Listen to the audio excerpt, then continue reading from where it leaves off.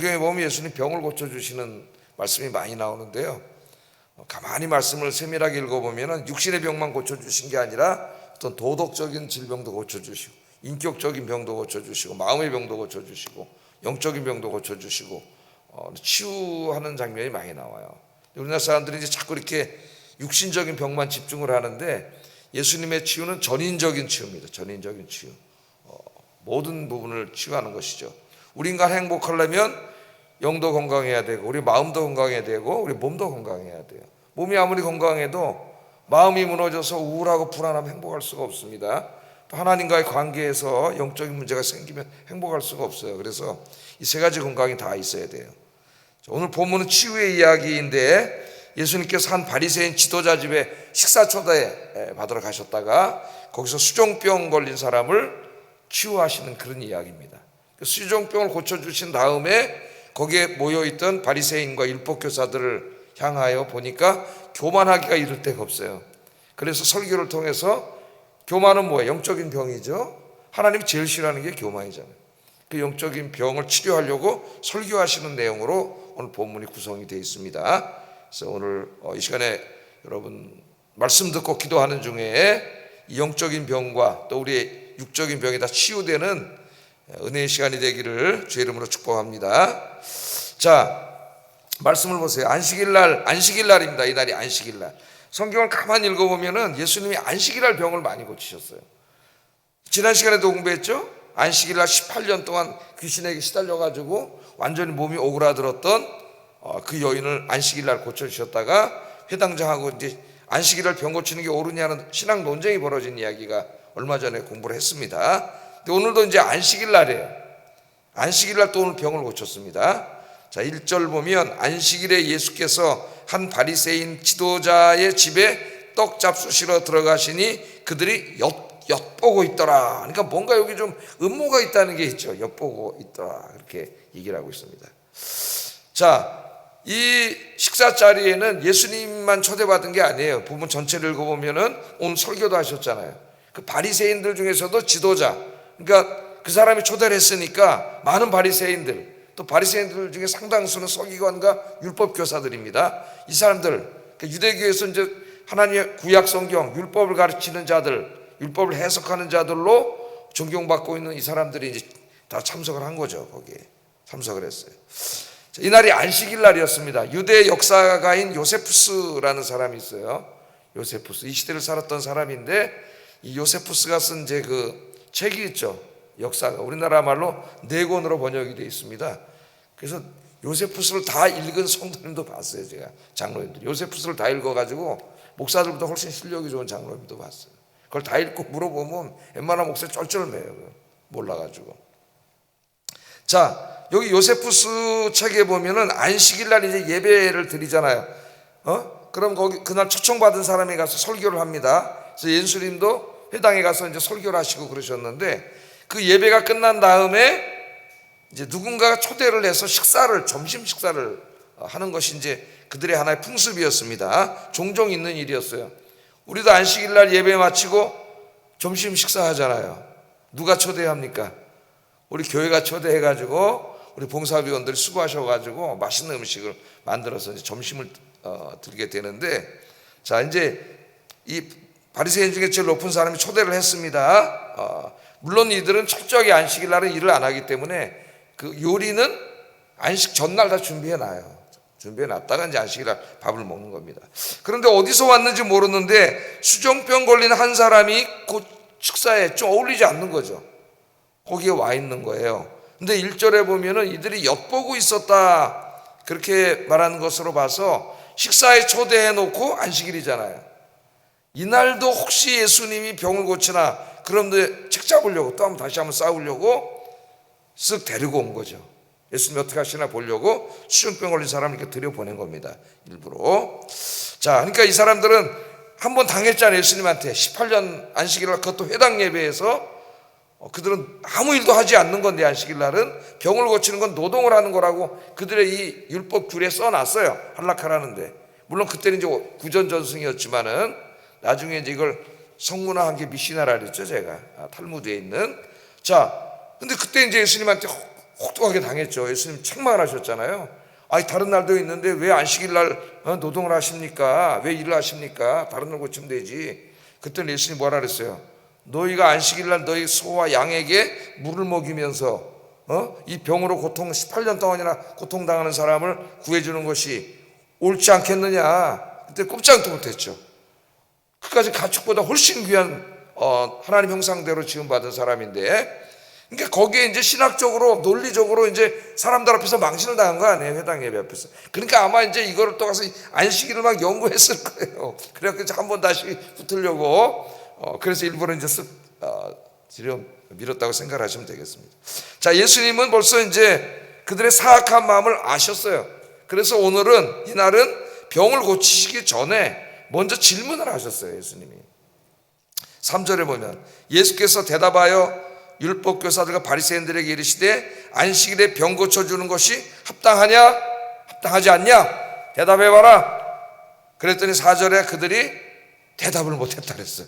그들이 잠잠하거늘 안식일에 병 고쳐주는 게 합당하냐 안 합당하냐 그랬더니 그들이 잠잠했다 그랬습니다. 대답을 하지 못했던 것이죠. 그러니까 율법의 전문가들이 율법을 해석해서 특별히 10계명의 4계명을 해석해가지고 그들이 한 48개인가 돼요 아마 안식일법이. 정확히 기억은 안 나는데, 그래서 해야 되는 일, 안식일날 해야 될 일과 하지 말아야 될 일, 이걸 규정해놨어요. 그 중에 병을 고치는 거는 노동이다 하면 안 된다는 거예요 이 사람들이. 그런데 그 중에 뭐예요? 자기 가축들에게는 물 먹이고 가축들이 웅덩이에 빠지면 가축들은 구해내고 이거는 또 해도 된다 그랬어요. 그러니까 이게 얼마나 웃기는 일이에요. 사람의 생명을 구하고 병을 고치는 일이 중요합니까? 자기 재산이 중요합니까? 예? 그러니까 이게 어떤 말도 안 되는 이런 걸 만들어 놓고 종교 규례라고 지키고 있는 것이죠. 그러니까 안식일을 병을 고치는 게 옳으냐 안 옳으냐, 병든 사람이 여기 있는데 순간 대답을 못한 거예요. 그래서 예수님이 오늘 말씀을 보면 병자를 수종병 걸린 사람이죠. 고쳐주신 다음에 이렇게 말을 해요. 5절에 또 그들에게 이르시되 너희 중에 누가 그 아들이나 소가 우물에 빠졌으면 안식일에라도 곧 끌어내지 않겠느냐. 소뿐만 아니라 네 사랑하는 아들이 웅덩이에 빠졌어. 오늘 안식일이네. 노동하면 안 되네. 너 웅덩이에 있어라. 내일 보내줄게. 그럴 사람 있어요? 아들은 고사하고 소가 빠져도 당장 너희가 꺼내지 않느냐. 그렇게 말씀을 하신 거죠. 그러니까 뭘 지금 말씀하신 거예요? 안식일 날은 안식을 누리는, 수종병에 걸려서 고통당하는 사람이 무슨 안식을 누리겠어요? 이 병을 고쳐야 안식을 누리는 거지. 예? 그래서 우리 예수님께서 이제 그들을 책망을 하신 거죠. 그러니까 이 사람들이 그 당시 사람들에게 존경받는 사람들이었고, 바리새인들은 율법의 전문가 아닙니까? 구약 성경의 전문가들. 오늘날로 말하면 신학자들이고 목사들이고 뭐 이런 사람들이라고 말할 수가 있는데, 이 사람들이 그 율법은 입으로 굉장히 떠들고 막 자기들이 해석해서 613개의 규례를 만들고 뭐 이렇게 다 했지만은 영적으로 완전히 그냥 무기력한 사람들, 아무런 영적인 감화를 미치지 못하고 영적인 능력을 행하지 못하는 그런 사람들입니다. 그러니까 평생 신학을 연구하고 책을 쓰고 그러지만은 한 번도 주님을 만난 경험도 없고, 그래서 그런 신학자들이 많죠. 예? 어떤 영적인 능력도 하나도 없고 그럴 수가 있어요. 저도 이 전도사 할 때 하여튼 책 읽는 걸 좋아해가지고 공부를 진짜 내가 교만한 게 아니라 같은 동급에 있는 학생들은 비교가 되지 않을 정도로 공부를 하고 책을 많이 읽고, 그래서 사실 교만했습니다. 내려다보고 신학생들, 아유 저것들 공부도 안 하고 아무것도 모르는 무식한 놈들, 이런 생각 마음속으로 내가 그렇게 말을 했다는 게 아니라 그냥 하나님 교만을 싫어하시는데, 근데 고등부 사역을 하는데 고등부 회장하는 애가 이제 담배를 피웠어요. 그래서 걔를 상담하면서 담배를 끊게 해주려고 이제, 그래서 나랑 만나서 상담하고 기도하면 이제 또 안 피는데, 학교 가면 이제 친구들이 다 노는 애들이다 보니까 이게 또 가서 이렇게 하고 이제 이런 경우였는데, 계속 하다가 몇 달 돼도 얘가 끊지 못해가지고 제가 엄청나게 힘들었어요. 자괴감을 느꼈어요.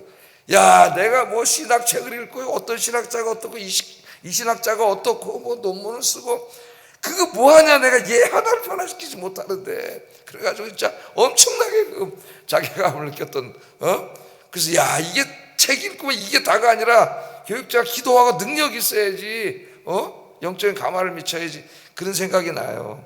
근데 여기는 진짜 뭐 누구보다도 율법을 해석하고 막 누가 틀렸다 그러고 막 이런 사람들이지만은 아무런 영적인 능력이 없고 고통당하는 사람을 영적으로 구해주지 못하는 그런 무기력, 영적으로 무기력하고 무능력한 그런 사람들입니다. 자, 예수님 오늘 이 말씀을 통해서 예수님의 사역의 핵심이 뭔가를 우리에게 보여줘요. 이 말씀이 예수님이 이 땅에 왜 오셨어요? 모든 고통으로부터 인간들을 구원하기 위해서 오신 거예요. 여러분이 구원이라는 말은 굉장히 큰 개념입니다. 우리는 구원 그러면 자꾸 영혼 구원 이것만 생각하는데, 이 구원이라는 말은 모든 고통으로부터 인간을 구원해 준다고 할 때 쓰는 말이에요. 그러니까 그 어휘가 굉장히 넓어요. 그래서 우리가 예수님이 구원 얘기할 때는 물론 제일 중요한 개념은 그 영혼을 구원한다는 의미지만은 굉장히 포괄적인 의미를 가지고 있어요. 그래서 예수님의 구원, 예수님이 왜 오셨느냐? 여러분, 우리가 하나님 떠나면서 인간에게 엄청난 고통이 몰려오지 않습니까? 여기 있는 이 사람처럼 육적인 병도 있고 마음의 병도 있고 수많은 고통이 몰려오죠. 실존적인 고통이. 이 고통으로부터 우리들을 구원시켜 주시려고, 구원은 포괄적인 개념이에요. 예수님께서 이 땅에 오셔서 오늘 병 고친 사람도 고쳐주신 것이죠. 여러분, 수종병 요새 그런 말은 잘 안 쓰죠. 성경에만 나오는데. 수종병, 그 수가 이 손수가 아닙니다. 손이 떨리는 병이 아니에요. 물수자예요. 물수자. 그러니까 복부에 물이 자꾸 차는 병이에요. 복부에 물이 차가지고 심장, 신장, 간장을 압박해서 몸이 붓는 거예요. 퉁퉁 붓는 증상이에요. 증상. 이 병이 수종병입니다. 그러니까 아마 여기 예수님 앞에 데려왔을 때는 이 병이 악화돼서 아마 자꾸 물이 차가지고 막 퉁퉁 벗을 거예요. 이걸 고통을 당하는 사람이죠. 근데 우리 예수님께서 오늘 이 사람을 고쳐주셨어요. 그래서 제가 또 아침에 와서 여기 오늘 올라오고 35분에 내가 여기 올라왔더라고요. 그래서 기도를 하면서 우리 교회 환자들을 쭉 이름을 불러가면서 환자들을 위해서 기도를 했어요. 제가 또 기도하는 환자들이 있어요. 월요일 전화 신방하면서 우리 안타까운 환자도 있고, 또 우리 성용 집사 요새 너무 많이 힘들어가지고 월요일 전화도 하면서 또 같이 기도하고 이렇게 기도를 하는데, 온유도 이제 같이 또 기도하고, 그래서 지금 기도를 많이 하고 있어요. 하나님, 이 수종병을 치료하신 하나님, 이 아픈 분들을 치유하여 주시옵소서. 치유해 주실 줄로 믿습니다. 출애굽기 15장 26절에 우리 주님 하나님께서 말씀하시기를 나는 너희를 치료하는 여호와임이니라. 이 분명히 말씀하셨어요. 여호와 라파의 하나님. 원래 인간이 죄짓고 타락하지 않았으면 병이라는 건 없는 거예요. 왜냐하면 하나님의 생명이 항상 공급되기 때문에 병이 없는 거예요. 하나님의 생명에서 끊어졌기 때문에 인간에게 병이 온 거예요. 병이 오고 죽음이 찾아온 겁니다. 모든 고통이 찾아온 거예요. 그래서 다시 하나님 앞으로 가면은 치유의 역사가 일어나요. 치유의 역사가. 그래서 우리 하나님께서 난 너희를 치료하는 하나님 여호와 라파의 하나님이다. 그렇게 말씀하셨습니다. 그래서 그렇게 치유하는 이야기가 많이 나오는 거예요. 성경에. 어떤 분들은 악한 영들에게 시달리는 분들이 있죠. 막달라 마리아처럼. 이 막달라 마리아는 7 귀신이 들렸다 그랬으니까요. 어떻게 했어요? 삶이 정상적인 삶을 살지 못했는데 우리 예수님께서 7 귀신을 쫓아내시고 이를 치유해 주셨죠. 그래서 막달라 마리아는 그 다음부터 주님의 일을 하는 일꾼이 되었고, 나중에는 얼마나 큰 축복을 받았는지 다른 여인들보다 더 큰 축복을 받아서 부활하신 예수님을 제일 먼저 만나는 영광을 누렸어요. 이분이. 또 정신적으로 고통당하는 분들, 사마리아 우물가의 여인처럼 그런 분들도 많죠. 마음이 까닭없이 불안하고 막 우울하고, 우리 교회도 그런 고통당하는 분들이 있습니다. 바깥에 나가지는 못해요. 너무 불안하면은 바깥에 못 나갑니다. 나가면 땅이 꺼질 것 같고, 막 땅이 꺼지는 뉴스가 얼마 전에 나왔는데 그런 뉴스를 보기만 하면은 더 불안해서 못 나가고, 누가 지나가다가 주머니에 손만 집어넣어도 칼을 빼서 날 찌르는 것 같고, 굉장한 그 불안, 이게 더 심해지면 공황 장애 막 이렇게 불안 같은 것이 올 수가 있어요. 희망이 사라지고 무기력해지고 무능력해지고 자리에서 일어나지도 못하고 이런 고통들이 있는데, 사마리아 여인은 우리 주님이 치료해 주셨잖아요. 기도하면 하나님 치유해 주십니다. 하나님이 치유의 하나님이에요. 치유의 하나님. 또 오늘 여기 본문에 있는 사람 수종병에 걸렸잖아. 육신의 질병으로 고통당하는 분들이 많이 있는데 우리 하나님께서 기도하시면 다 치료해 주셔요. 이렇게 질문할 수 있습니다. 목사님, 예수 믿는 사람들은 병원에 가지 말고 그냥 기도만 할까요? 그런 말이 아니에요. 병원도 하나님의 치유의 방법이에요. 예수님 때에는 이제 의사들이 있었지만은 지금처럼 이게 과학적이지 않죠. 그러니까 병자들이 지금보다 훨씬 더 많았겠죠. 치유와 몸 바꿔 죽고 이런 사람들이. 그래서 이 일반 은총이라고 우리 신학에서는 그러는데, 예수 믿지 않는 사람들을 통해서도 하나님이 과학과 의학을 발전시키고 또 그거를 통해서 치료약을 만들게 하시고 약이 계속 나오잖아요. 요새는 특별히 이제 AI가 점점 발전하면서 이 데이터들이 모이기 때문에 치료약들이 이제 앞으로 치료 방법이 훨씬 더 좋은 것들이 나올 거예요. 좋은 약들도 나오고, 이제 암세포만 공격해서 그렇게 이제 항암을 해도 힘들지 않은 약들도 계속 개발되고 있는데, 이게 계속 이렇게 좋은 게 나올 거예요. 저희 집사람도 지난번에 이제 수술을 하고 그 떼가지고 이제 우리나라는 검사를 못 하고, 우리나라 아직 발전이 안 돼 있어요. 미국으로 보내서 이제 검사를 하는데, 그 이미 그 환자들의 그 데이터가 다 모여가지고 이게 다 유전학적으로 분석이 돼 있어서, 우리 집사람 같은 유전자를 가진 사람은 항암하지 않아도 이번에는 이게 괜찮다. 그래서 항암을 안 하게 됐지. 항암을 하면 또 이게 한 1년 동안 치료하느라고 몇 달 동안 반 죽어요, 사람이. 예? 그러니까 이게 굉장히 발전한 거예요. 그래서 이것이 하나님의 은혜예요. 그래서 하나님은 지금은 의사들을 통해서 웬만한 병은 다 고쳐주셔요. 그런데 의사들하고 얘기를 해보면은 의사들도 뭐 이렇게 몇 프로입니다, 뭐 이런 얘기를 많이 하죠. 70%, 생존율 80%, 또 예후를 봐야 됩니다, 예후가 좋아야 됩니다, 뭐 이런 얘기를 많이 해요. 그건 뭐냐면은 똑같은 수술을 하고 치료를 하고 약물 치료를 했지만 어떤 사람은 건강하게 낫고 회복하는데 어떤 사람은 그렇지 못한 경우도 많이 나오기 때문에 이 뒤는 모른다 그래요, 의사 자기들도. 그 다음에는 신의 영역입니다. 신의 영역입니다. 예? 그 신의 영역, 믿지 않는 사람도 그래요. 그래서 저 강남 성모병원에 가면 그 앞에, 지금은 모르겠는데 그 현관 딱 들어가면 앞에 크게 써붙여놨어요. 병을 고치시는 분은 하나님입니다. 의사들이 써놓은 거예요. 병을 고치시는 분은 하나님입니다. 그걸 수술하는 사람, 이 연세대학교 세브란스 병원에도 저쪽 어디 구탱해 보니까 병을 고치시는 분은 하나님입니다. 크리스찬들이 써놓은 거예요. 거기다가 똑같이 해도 결과가 다르게 나오기 때문에, 야, 이건 정말 하나님이 하시는구나. 그래서 궁극적으로 치유하시는 분은 하나님인 줄로 믿습니다. 이게 마음의 치료, 심리의 치료도 그렇다 그랬잖아요. 예? 그 칼 융 같은 그런 세계 최고의 권위자인 그런 심리학자에게 가서 치료를 받는데도 5년, 6년이 걸려도 낫지 않는 사람이 많이 있대요. 칼 융. 자기도 어떻게 할 수가 없대요. 그때 자기가 하는 말이 교회 다니세요. 그런데 교회 다니세요. 예? 그래서 그 사람이, 환자가 교회 다닌다는 거예요. 오늘 진짜 신앙을 갖게 되면 교회 다닌 사람은 100% 낫다는 거예요. 칼 융의 자서전에 나옵니다. 제 방에 가면 한 900페이지 넘는 칼 융의 자서전이 있어요. 책을 바쁜데 다 읽어봤는데, 교회 간 사람은 100% 낫다 그래. 칼 융이. 그 사람 하나님 믿는 사람이 아니에요. 그 사람은 왜 낫다 그러냐면은 어떤 절대자, 전능자가 있어서 나를 치료해 줄 거야, 그런 심리적인 확신이 병을 낫게 했다는 거예요. 긍정적인 생각이. 물론 심리적으로는 그렇게 설명할 수도 있겠지만은 진짜 하나님이 살아계시기 때문에 진짜 하나님이 치료해 주시는 줄로 믿습니다.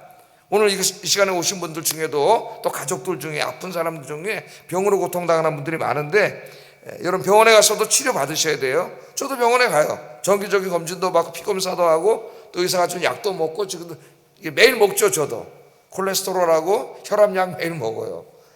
당뇨약은 안 먹으려고 지금 굉장히 운동하고 그렇게 있고, 그 하나님이 주신 치유약이. 그러나 기도해요.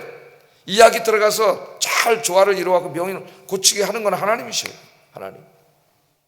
그래서 여러분들 늘 건강해서 기도하세요. 몸이 약해지고 아파지면은 목사도 귀찮아지고 못해.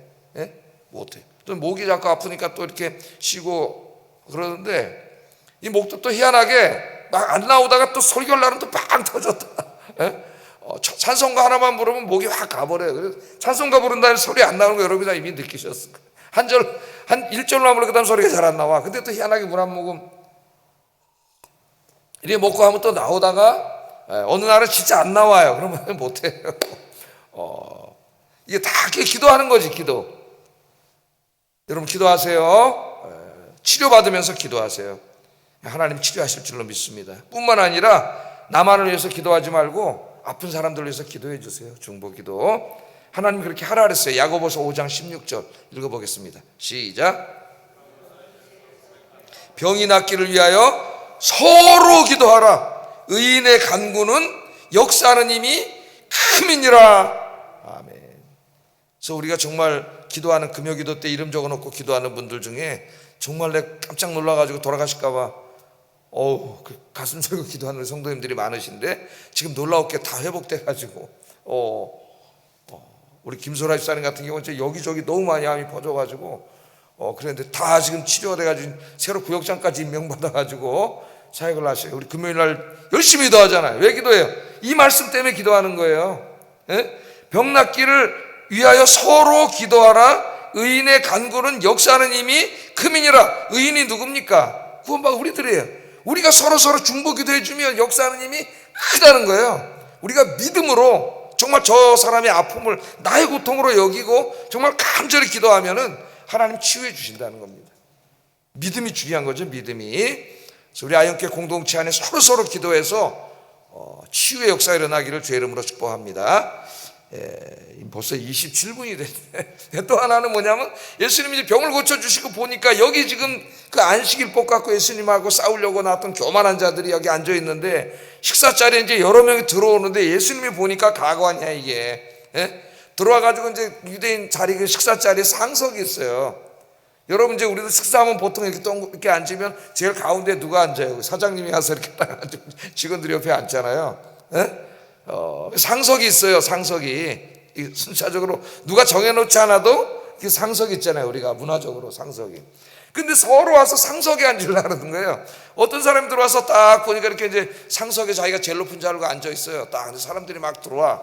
근데 자기가 제일 높은 사람인 줄 알고 가만히 딱 앉아 있어요.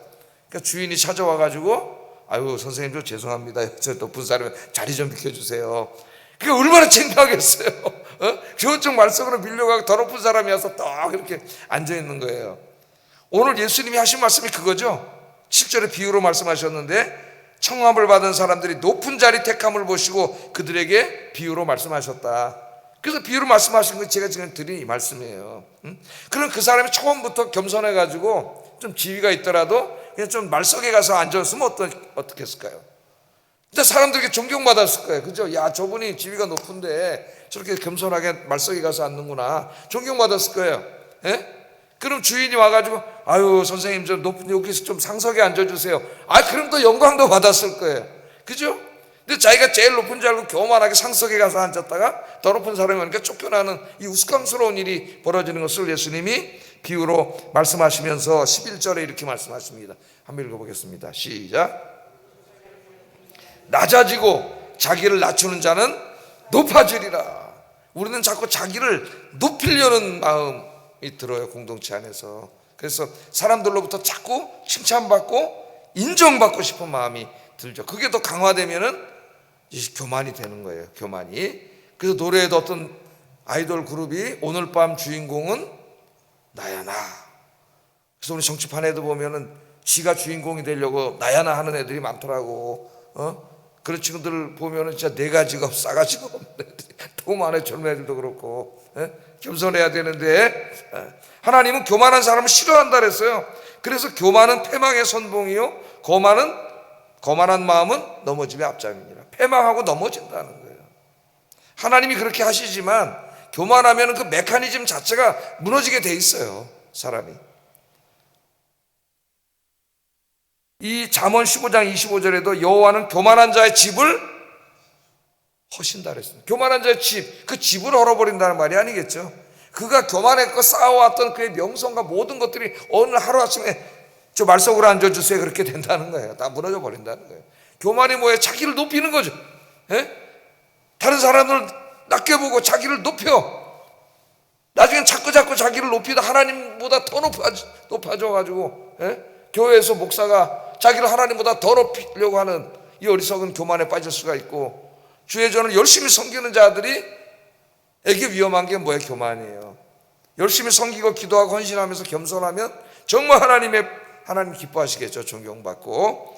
그래서 뭐 여기 있는 목사뿐만 아니라 우리 모두가 겸손하게 하나님을 잘 섬겨야 됩니다. 그러니까 겸손하라고 하는 것은 지위가 낮으라는 게 아니죠. 그리스도인은 높은 자리에 올라가면 안 되고 성공하면 안 되고 낮은 자리에 있으라는 얘기가 아니라 지위의 문제가 아니라 자세의 문제입니다. 자세, 마음의 문제. 내가 아무리 높은 사람이라도 사회적으로 출세했더라도 하나님의 전에 와서는 낮은 자세로 봉사하는 거예요. 그 자세가 중요한 거예요.